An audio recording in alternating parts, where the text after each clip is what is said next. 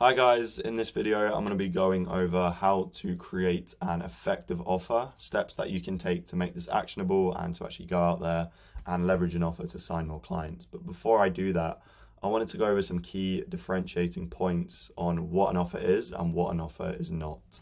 So I'm going to go over some key points about what actually makes up an offer. So the definition of an offer is a value-packed proposition that you propose to someone. So whether it's another business, whether that's someone else, another business, a person, whoever, it's essentially what you propose to that person in exchange for an action like sharing a purchase or sharing contact information. It's essentially what you're offering to elicit that call to action. So your offer is not just a headline claim, like I've said before. Your offer is everything.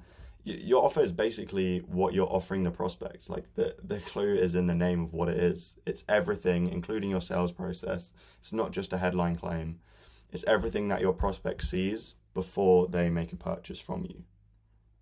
So essentially, it needs to be value centered. It needs to deliver real value. Because if you can actually offer that prospect value up front, then they're going to feel like they're in some sort of debt to reciprocate that value towards you. So the more free stuff you can give them, the more value you can offer up front, the more effective your offer is going to be. And like it says here, this can be in the form of discounts, free resources, educational content, or exclusive access to something that you have going on.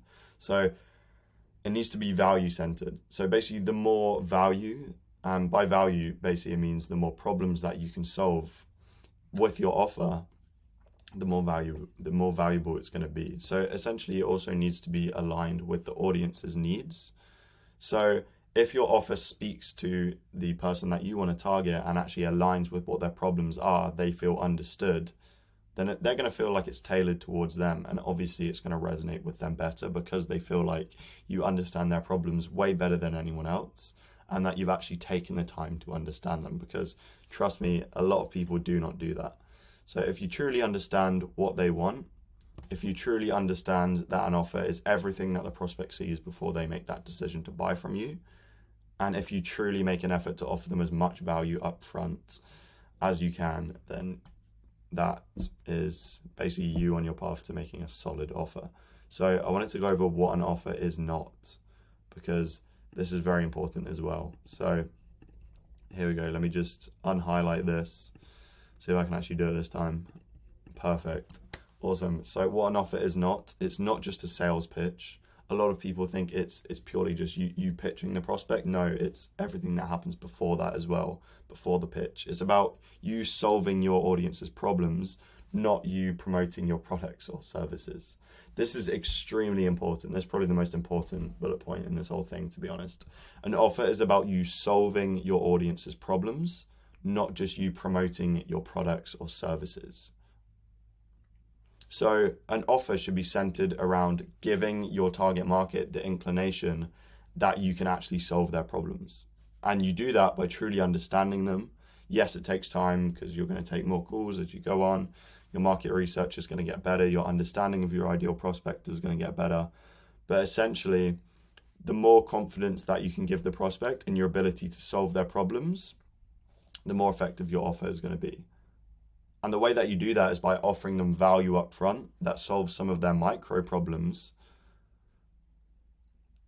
before giving them your main offer, which can solve the macro problem, which is ultimately what you want to solve. So marketing for a lot of you people. So that's just extremely important. I'm glad I went into that in a little bit more detail. But essentially, you don't want to offer something generic or one size fits all as well. That's not what an offer is. Offers should never be generic. They should always be tailored to a specific person. Because like, how are you going to stand out if you're going to look the exact same as everyone else?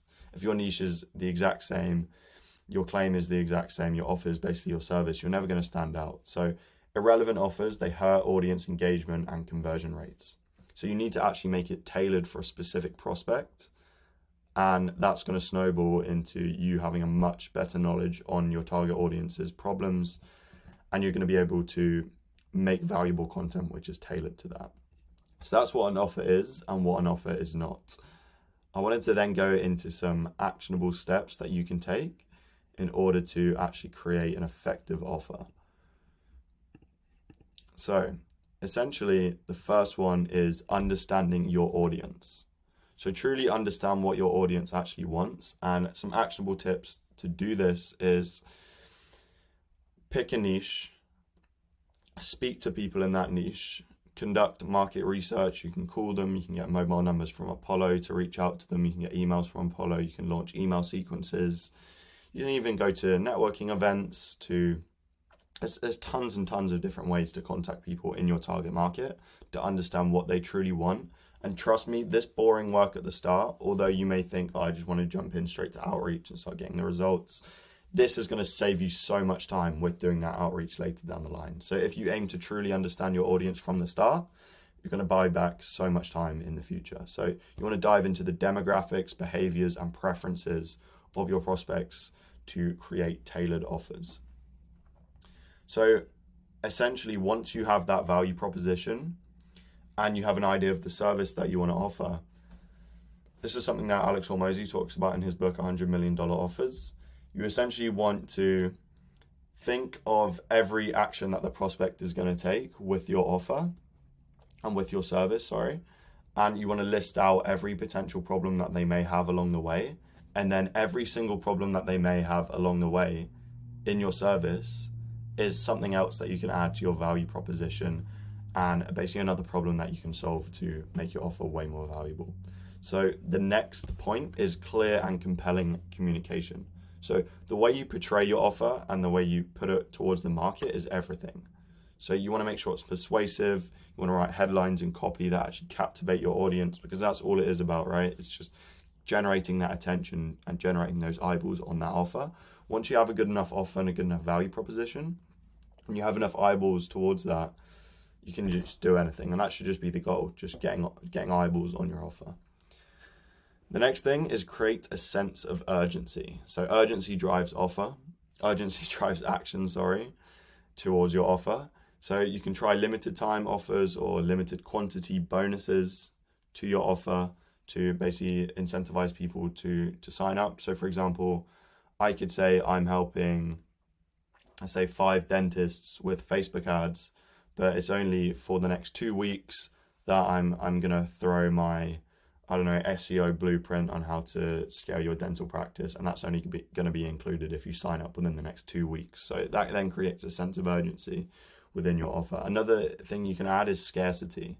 So again, to reference Alex Hormozi, if you have capacity on your business, so let's say you can only handle 3 new clients per month, why not advertise that? Why not make that known to the people that could have an interest in your service?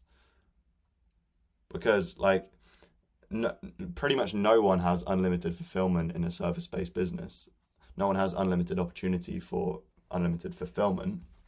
So make that known. Make it known that you can only handle 2 clients per month or 1 client a month.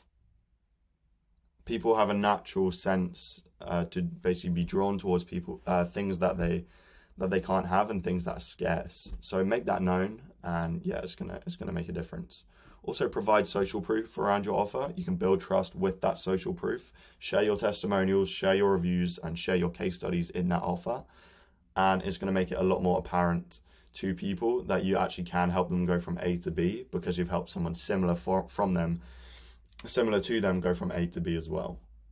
So basically, the more evidence that people can see, the more likely their perceived likelihood of achievement is increased that you can do the same for them as well. And this helps so much if you can this is why niching down is so important, because if you have a case study that aligns specifically with that niche, then the people that are in the exact same situation to those people that you've helped are going to be like, this is exactly for me, and they've helped someone in my exact situation get from where I want to be with the exact same characteristics, so why can't they do the same for me? So that's how valuable social proof is. And the last part is testing and optimizing.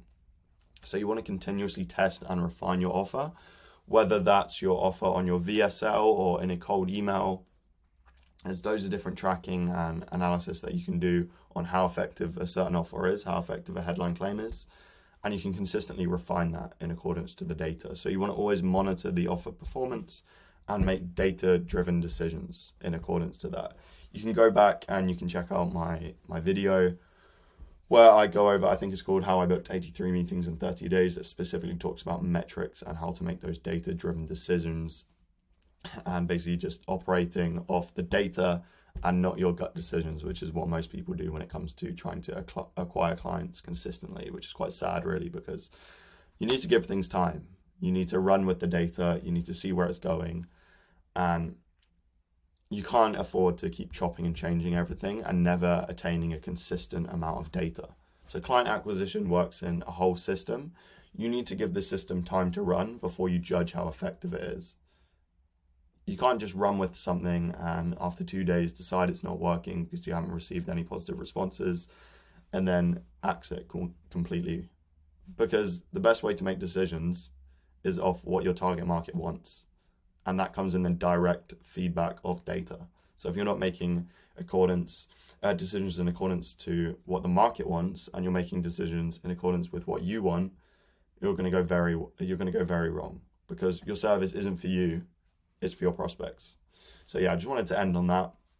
Awesome. That is everything for this video. I'm kind of coming short on ideas, to be honest, because I feel like I've covered quite a lot of things on this YouTube channel so far. So if you've got any ideas of what you want me to discuss with regards to client acquisition, let me know in the comments, and I'll cover any good ideas that I think you guys have. And yeah, I can go over that, but I'm sure I have more ideas. I just thought I'd put that out there. If you do have any ideas, just let me know in the comments below. But anyway, if you are a marketing agency owner above $50,000 per month and you have existing case studies, you have existing happy clients, you have the desire to scale in the next few months, then you can book a call in with me in the description. No strings attached. It's solely just a call to see if we're a good fit together. There'll be no pictures on the first call or anything like that. I'll go over your strategy, how you can improve on anything that you're currently doing, and yeah, that's everything. Thank you guys. I appreciate your time and have a good day.